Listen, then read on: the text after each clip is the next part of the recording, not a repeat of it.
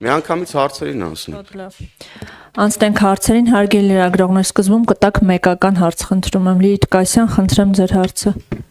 Հարցս ուղղում եմ երկու բանախոսներին, էլ վաղը ապրիլի 24-ն է եւ պետական մակարդակով որևէ միջոցառում կազմակերպված չի հաշվի առնելով այն հանգամանքը, որ ցեղասպանության 110-րդ տարելիցն է, սովորաբար այսպես ասենք կլոր տարեթվերին ինչ որ պետական մակարդակով հանձնաժողովներ են ստեղծվել նախկինում, միջոցառումներ են ծրագրավորվել։ Այս տարի ես համենայն դեպս չհանդիպեցի նման բան։ Սա արդյոք նշանակում է, որ ցեղասպանությունը իրական Հայաստանում տեղ չունի, այսինքն այն պատմական Հայաստանում տեղի ունեցող իրադարձություն է եղել Փաշինյանական իշխանության համար, եւ Հայաստան խմբակցությունը օրինագիծ է դրել շրջանառության մեջ ցեղասպանության ուրացումը քրեականացնող, ինչպես եք պատրաստվում քվեարկել։ Շնորհակալություն։ Շնորհակալություն, ես կարծում եմ դուք շատ տպավորված եք նախկին բանախոսից, որը ներկայացնում է երիտթուրքերի հետ նախկինում կոալիցիա կազմակերպած դա կազմած դաշնակցություն կուսակցությունը, ու ես կարծում եմ նախկին երիտթուրքերի նախկին կոալիցիոն գործընկերներից այդքան տենց տպավորվել պետք չի առհասարակ, այնուամենայնիվ թույլ տվեք ասել, որ իրական Հայաստանում ցեղասպանությունը տեղ պիտի չունեն առհասարակ Հայաստանում այլևս երբեք ցեղասպանություն պիտի չլինի, ինչպես օրինակ տեղի ունեցավ նաև 23 թվականին Լեռնային Ղարաբաղում, որ մեր գործընկերները պնդում են, այսինքն էլի դաշնակցությունը եկավ իշխանության ու էլի հերթական անգամ տեղի ունեցավ մեծ հաշվով էթնիկ զտում հայերի նկատմամբ ու նմանատիպ բաներ իրական Հայաստանում այլևս երբեք պիտի չլինեն։ Իսկ ինչ վերաբերվում է ցեղասպանության հիշատակին, ցեղասպանության հիշատակը մեր բոլորի սրտերում է, ի տարբերություն օրինակ Սերժ Սարգսյանի կառավարման, որը Ջո Բայդենից նախագահ խնդրել է փոխնախագահ այդ ժամանակվա, խնդրել էր շատ չթեժացնել ցեղասպանության ճանաչման հարցը, եւ նա փոխնախագահ Ջո Բայդենը դրա մասին պատմել էր հայ համայնքին, ի տարբերություն օրինակ Ռոբերտ Քոչարյանի, որը Wikileaks-ի գաղտնազերծված փաստաթղթերում էլի ԱՄՆ նախագահներին տեղեկացրել էր, որ ինքը պատրաստ է, եթե Թուրքիայի հետ սահմանը բացվի, նախագահ Քոչարյանը պատրաստ է գնալ ԱՄՆ սենատում սենատորներին խնդրել, որպեսզի նրանք չճանաչեն հայոց ցեղասպանությունը, այսինքն մեծ հաշվով ցեղասպանության ուրացման քաղաքականություն վարած երկու քաղաքական ուժերը, Դաշնակցությունը ու Հանրապետականը, այսպես կարողացել են փոքրի շատ է ներազդել նաև ձեր վրա, որ դուք նմանատիպ հարց եք տալիս։ Մենք երբևիցե Հայաստանի Հանրապետության մեր իշխանությունը երբեք չի ուրացել, չի պատրաստվում ուրանալ ցեղասպանությունը, ցեղասպանությունը չի փորձում մոնետիզացնել, չի փորձում ցեղասպանությունը դարձնել ինչ-որ վաճառելի արտաքին հարաբերություններում կամ մնացածում, ինչպես օրինակ արել է Սերժ Սարգսյանը եւ արել է Ռոբերտ Քոչարյանը։ Մենք վաղը բոլորս միասին սգալու ենք մեր անմեղ նախնիների հիշատակը եւ այցելելու ենք Ծիծեռնակաբերդ, ինչպես ամեն տարի։ Իսկ որոշ միջոցառումներ կարծում եմ կան, չեմ կարող կոնկրետ ինչ-որ բաներ ասել, բայց այդ չգիտեմ ինչի մասին եք էլի մեծ հաշվով հարցնում։ Նախ խնդրեի գնահատական չտայիք իմ հարցերին, թե ես տպավորված եմ, թե ոչ, ես ընդհանրապես հարց եմ ուղում, ես բացարձակ տպավորված չեմ։ Իմ հարցը ուրիշ բանի Շատ հաճելի է, որ դուք էլ տպավորված չեք երիտթուրքերի նախկին կոալիցիոն գործընկեր դաշնակցականներից, շատ ողջունում եմ ձեր չտպավորված լինել։ Ես իմ հարցը ուրիշ բանի մասին էր, իմ հարցը նրա մասին էր, թե արդյոք 1915 թվականին Օսմանյան կայսրությունում 1.5 միլիոն հայերի նկատմամբ իրականացված ցեղասպանությունը իրական Հայաստանում տեղ ունի, թե ոչ, թե Փաշինյանական իշխանության ձգտումը Թուրքիայի հետ հասնելու խաղաղության ցեղասպանությունը արդյոք այդ ճանապարհին խոչընդոտ է, թե ոչ։ Իմ հարցը սրա մասին էր։ Ձեր հարցը խիստ անհասկանալի է եւ ինձ միշտ զարմացնում է ինչու են ձեր հարցերը ծնվում բացառապես ընդդիմության թեզերից եւ իմ տպավորությունն է, որ երբ որ մենք ձեզ բան ենք ասում, դուք մեզ չեք լսում կամ չլսելու եք տալիս։ Դուք չեք հետևում քաղաքական իրադարձություններին, չեք տեսնում մեր արձագանքներն ընդդիմության եւ ընդդիմության դատարկ մտքերը։ Դուք հիմա ինչ հարց եք տալիս։ Չկա որևէ հայ մարդ, ով կարող է մերժել ցեղասպանությունը։ Չկա որևէ հայ մարդ։ Ես տեսա, որ Դաշնակն ասեց Յան ազգանունով մարդ չպիտի լինի, որ մերժի ուրեմն ցեղասպանությունը հայ ժողովրդի հետ տեղի ունեցած։ Որևէ վերջածանցով վերջացող ազգանունով մարդ չի կարող մերժել այն պատմական իրողությունը, որը տեղի է ունեցել։ Եվ արձագանքելով նաև ընդդիմության այս կեղծ եւ կեղտոտ, շատ կեղտոտ նաև պնդումներին պետք է Երկրորդեմ, գործընկերոջս բոլոր ասած փաստերը դրան հավել են։ Ձեր կողմից հիշատակված մարդիկ, որոնք փորձում են մեղադրանքներ ուղղել, ուրեմն ժողովրդի կողմից ընտրված իշխանությանը հարգելիս ոչ թե փաշինյանական իշխանությանը, այլ ժողովրդի կողմից ընտրված իշխանությանը։ Դուք լրագրող եք եւ խնդրում եմ ձեզ առանձնահատուկ մեկնաբանություններ մի դրեք ձեր հարցերի մեջ։ Ինչպես կարա լրագրողը նստի եւ ասի փաշինյանական իշխանություն։ Դուք լրագրող եք թե ընդդիմադիր գործիչ։ Ես դա եմ ուզում հասկանալ։ Ասեք Հայաստանի Հանրապետության իշխանությունը, Հայաստանի Հանրապետության վարչապետ, Հայաստանի Հանրապետության ազգային ժողովի падգամավոր, որոնք բարձրաստիճան պաշտոններ են եւ դուք պետք է հարգալից վերաբերեք այդ պաշտոնների նկատմամբ եւ Հայաստանի Հանրապետության ժողովրդի կողմից ընտրված իշխանության նկատմամբ։ Եվ ես ավելացնեմ նաեւ ուրեմն ձեր կողմից անընդհատ հղում արվող այդ ուժերին, թե ովքեր են իրենք։ Նրանք այն ուժերն են, նախ Օսման դաշնակներն են, ինչպես գործընկերը շատ ճիշտ հիշատակեց, 1915 թվականի ցեղասպանությունից հետո դաշնակները ուրեմն ներողություն, ցեղասպանությունից առաջ դաշնակները ուրեմն երիտթ թուրքերի հետ համագործակցում են ու իրենց անունը այդ ժամանակաշրջանում արդեն հայտնի էր որպես Օսման դաշնակներ։ Հիմա դուք այդ մարդկանց ուրեմն մեղադրանքներն եք փորձում մեզ ուղղել, այն մարդկանց, ովքեր որ Թուրքիայի նախագահի այցելության ժամանակ Ծիծեռնակաբերդի լույսերն էին անջատել, Արարատի նկարն էին հանել, ուրեմն ազգային, Հայաստանի ազգային հավաքականի մարզաշապիկի վրայից։ Ու դուք գալիս եք այստեղ մի իշխանության ու մորոք, ուրեմն Ամերիկայի Միացյալ Նահանգները ցեղասպանությունն է ճանաչում, Ջո Բայդենը ցեղասպանություն, բառն արտաբերում, ու դուք գալիս եք մեզ փորձում եք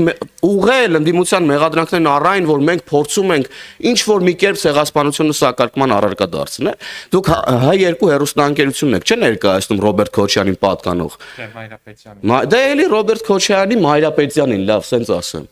Իրան պատկանող հերոստանգերությունում եք աշխատում։ Լավ կլինի գնաք ձեր հերոստանգերության ղեկավարությանը հարցնեք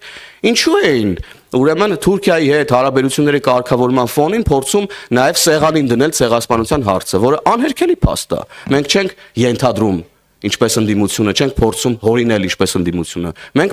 փաստեր ենք արձանագրում։ Եվ ես կոչ եմ անում լրատվամիջոցներին առհասարակ ուրեմն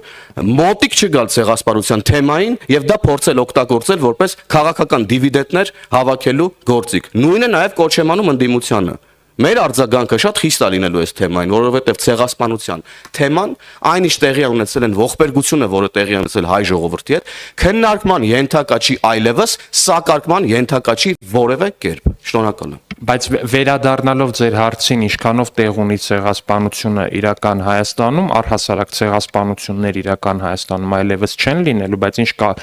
տեղ ունի 15 թվականին տեղի ունեցած ցեղասպանությունը Հայաստանում, դե այնքանով տեղ ունի, որ ցեղասպանությունը կազմակերպած քաղաքական ուժին երիտթ թուրքերին ինչ որ առումով նաև իշխանության բերած դաշնակցությունը քիչ առաջ ձեզ այստեղ ճեպազրույց էր տալիս։ Շողիկ Գալստյան, խնդրեմ։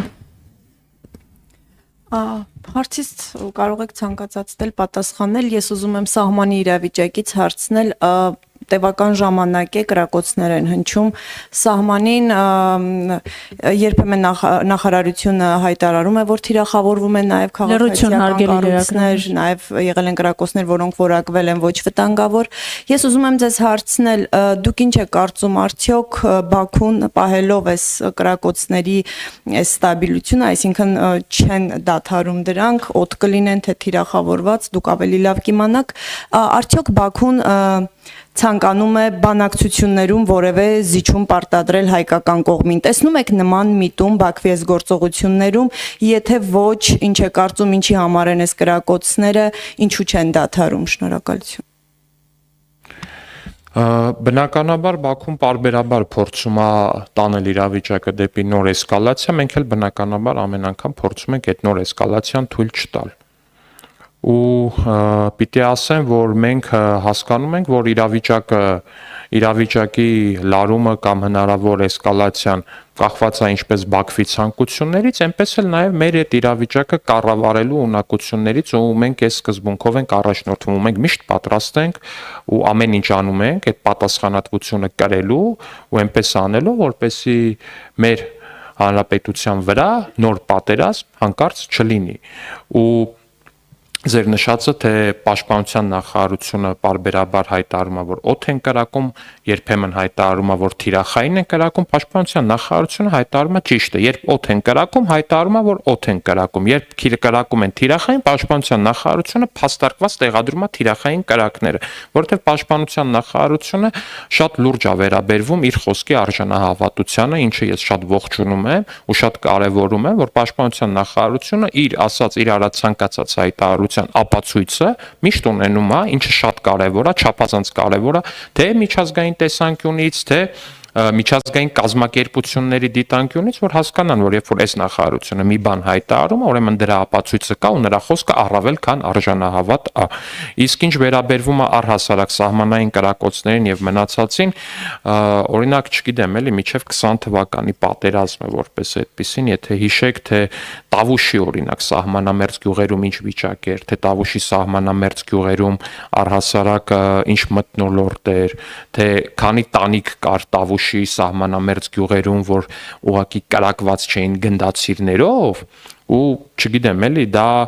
համեմատելու չի ուղղակի ներկայիս էլի իհարկե անթույլատրելի սահմանային էսկալացիաների այդ էսկալացիայի փորձերի եւ մնացածի հետ, բայց ինձ համար ուղղակի չգիտեմ էլի ես քիչ առաջ լսում էի պարոն Մամիջանյանի նաեւ չեպազրույցը էսպոնին, որ տենց խոսում էր լուրջ դեմքի արտահայտությամբ այդ սահմանային հիմիկվա կրակոցների մասին, ուղղակի անկեղծ ուզում եմ ասեի, մի հատ ուղղակի գնացեք Տավուշի սահմանամերձ գյուղերի մարդկանց մի հատ հարցրեք էլի իրանք ինչերի միջով են անցել ու ոնց են ապրել առհասարակ տանիքների վրա գնդացիրի կրակած տեղեր, էլ չգիտեմ ինչ անթուփ միջև ականանետերով մարդկանց տներին կրակած միջոցներ։ Մենք գնում ենք խաղաղության ու մենք ամեն ինչ անելու ենք այս հնարավոր էսկալացիայի ձգտումները ադրբեջանական կողմից սաստելու ու այդ ռիսկերը կառավարելու։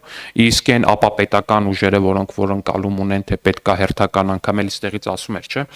ասում է պետքա տարածաշրջանում ներկայացվածություն ունեցող ուժ լինի նկատի ունի Ռուսաստանին ակնհայտորեն իդեպ հիշում եք որ 23 թվականին Լեռնային Ղարաբաղում իշխանազավթում իրականացրեց Սերժ Սարգսյանի կողմից ու Ռոբերտ Քոչարյանի կողմից հովանավորվող խմբակը նույն Հայկ Մամիջանյանի խոսույթը հիշում եք այդ օրերին այդ իշխանազավթման օրը որ ասում էր ակնհայտ է որ Արցախը ունի դաշնակից իդեմս Ռուսաստանի ուղիղ տեքստով ասում էր Արցախը ունի դաշնակից իդեմս Ռուսաստանի ու Արցախի մեր քույրերն ու եղբայրները թող սպասեն ժամերի ընթացքում լավ նորություն ա լինելու։ Ժամերի ընթացքում չէ, օրերի ընթացքում եղավ, բայց եղածը լավ նորություն չէր բնավ։ Այդ այն մասին, թե ինչ է նշանակում Հայկ Մամիջանյան, Հանրապետական կուսակցություն եւ արժանահավատություն բառերը նույն կոնտեքստում ու նույն խոսքում։ Պարոն Ալեքսանյան, մի կարճ ճշտող բան, էսկալացիայի ձգտումը ասցիք Ադրբեջանը ձգտում է էսկալացիայի ինչ նպատակով, այսինքն ինչի է ուզում հասնել այս փուլում։ Չեմ կարող ասել, այդ հարցը ճիշտ կլինի իրենց տակ, բայց պարբերաբար է, որ իդեպ էտել են, չէ, ասում են այդ խաղաղության բանակցված փաստաթուղթը, որը որ համաձայնեցված է հիմա Հայաստանի համար, բանա ահավոր Հայաստանի համար նվաստացուցիչ, ստրկացուցիչ պայմանագիր է, բա հարց, բա Ադրբեջանը ինչի՞ չի ստորագրում։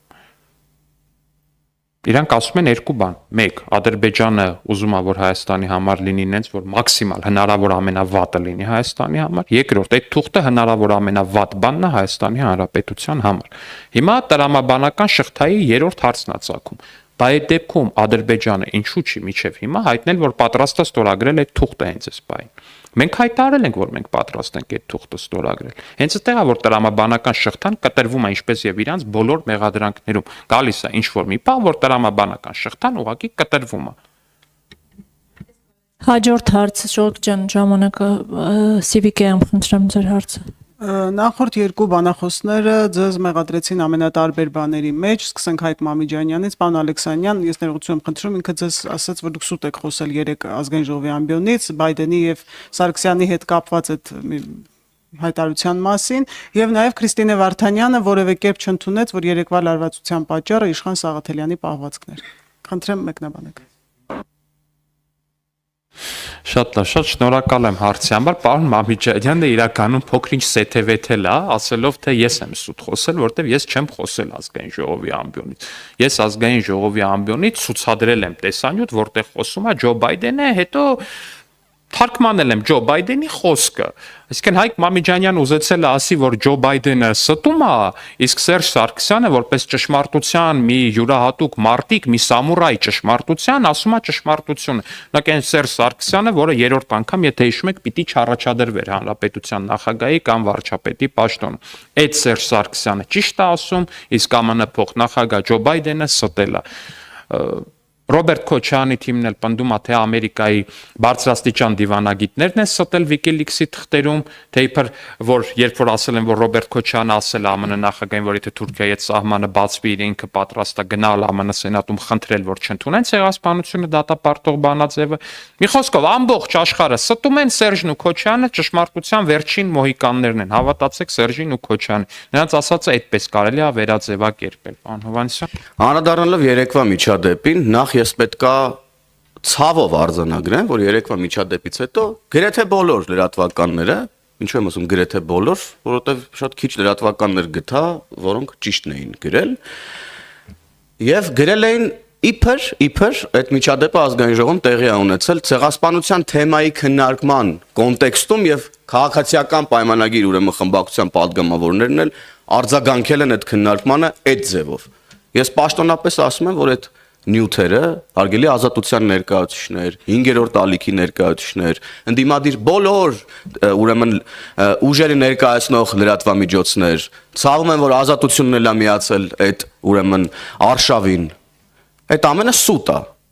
Երեկվա ազգային ժողովում տեղի ունեցած միջադեպը տեղի ունեցել Արագավազ դաշնակ Իշխան Սաղաթելյանի խուլիգանական լկտի պահվածքի հետևանքով, ինչին մենք արձագանքել ենք։ Հետո իհարկե այդ ընթացքում Իշխան Սաղաթելյան էլի տեսանք, որ փախավ ինչ-որ միտեղ չգտանք, որ հենց իրան արձագանքենք, եւ տեղի ունեցավ այն ինչ-որ տեղի ունեցավ։ Ցավում ենք, որ նման իրավիճակներ են ազգային ժողովում տեղի ունենում, բայց ուրեմն ցավոք ազգային ժողովում ներկայացված են Օսման դաշնակների ուրեմն հետնորդները փաստորեն եւ անընդհատ փորձում են սադրել, ինչի արդյունքում այո էմոցիաները երբեմն տեղի են տալիս, էմոցիաների համար մեր քաղաքացիներից սիրելի ներողություն ենք խնդրում, բայց եւս մեկ անգամ կրկնում եմ, որ դրան այդ միջադեպը ուղղորդող լրատվական այս հոսքերը ամբողջությամբ կեղծ ձևով էին ներկայացնում իրողությունները փորձելով ուրեմն օգնել ընդդիմության կեղծ եւ կեղտոտ թեզերին։ Շնորհակալ եմ։ Վերջին հարցը շատ կարճ տիկին Մարիետա։ Շատ կարճ։ Բայց մյուս ընկերներն է հարց ունեն, թող տանել Ուղղակի ժամանակը սպառվում է։ Կապ չունի յուրաքանչյուր խմբակցության 20 րոպե է տրվել։ Դուք ազգային ժողովի լայվը անջատեք, թող իրանք իրանց բանով հարցերը տան իրանց կամերան։ Պարոն Այկը,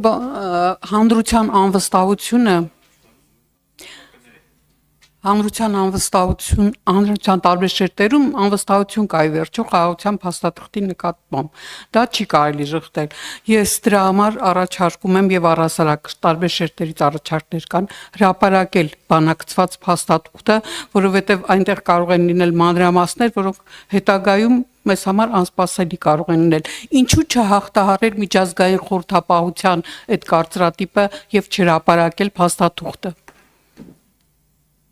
Եվ դրանով, ասենք, Ադրբեջանին տալ եւս մեկ առիթ այդ բանակցությունների process-ը սաբոտաժի ենթարկելու ինչի համար։ Այսինքն կարծում եմ, որ Ադրբեջանը պարբերաբար փորձում է խաղաղության process-ը տորպեդահարել։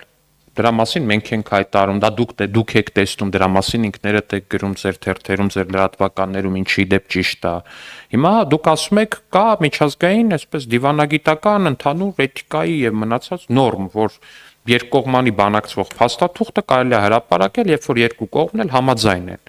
Ու երբ որ կողմերից մեկը առանց մյուսի հետ համաձայնեցնելու դա հրապարակում է, դա այտենց դիվանագիտական նորմի, էթիկայի եւ առհասարակ փոխվստահության ու մնացածի խախտում է։ Հիմա դուք ասում եք ինչի Ադրբեջանին չտանք եւս մեկ հնարավորություն, հնարավոր բանի սաբոտաժի այդ բանակցությունների։ Ես կարծում եմ պետք չէ այդ հնարավորությունը տալ։ Մեր ժողովրդին տանք հնարավորություն հավատալու խաղաղության փաստաթղթին։ Մեր ժողովրդին մենք միանշանակ այդ հնարավորությունը կտանք, բայց ես վստահ եմ, որ մեր ժողովուրդը հիմա երբ որ իմ պատասխանը լսի կհասկանա, թե ես ինչի մասին եմ խոսում։ Մենք մեր գործողություններում փորձում ենք լինել մաքսիմալ լեգիտիմ, մենք փորձում ենք մեր բոլոր գործողությունները կազմենք ամեն մի քայլը անենք այնպես, որպեսզի այն կներեք, այս դաշնակներն է գնացին, բայց իրանց աշխատանքային լեզվով ասած, «Не к чему было бы придраться»։ Ես զուտ կարճ խաղաղության պայմանագրի բովանդակության վերաբերյալ Հայաստանի Հանրապետության իշխանությունները խոսել են եւ Հայաստանի Հանրապետության ժողովրդին ես կարող եմ ասել մոտ 98%-ով հայտնի է ինչի մասին է խաղաղության պայմանագիրը։ Դրա ֆորմալ հրապարակման մասին գործընկերս խոսեց եւ դրա ռիսկերի մասին։ Եվ ես վստահ կարող եմ պնդել, որ հայ ժողովուրդը հավատում է խաղաղությանը։ Հայ ժողովուրդը ուզում է խաղաղություն եւ հավատում է խաղաղությանը։ Շնորհակալություն ազգային։ Շնորհակալություն։ Դուք ազգային ժողովի լայվը կանջատվի, դուք շարունակեք, խնդրեմ։ Աշխատանքային քննարկում։ Դե ոչինչ, 10 րոպե։ Հարցը շատ կարճ է, պարոն Ալեքսանյան, ձեզ է ուղված։ Բայց 12 էր Դե ժողովուրդ։ գրակնյանը, ընդամենը 2 րոպե, 12-ին պետք է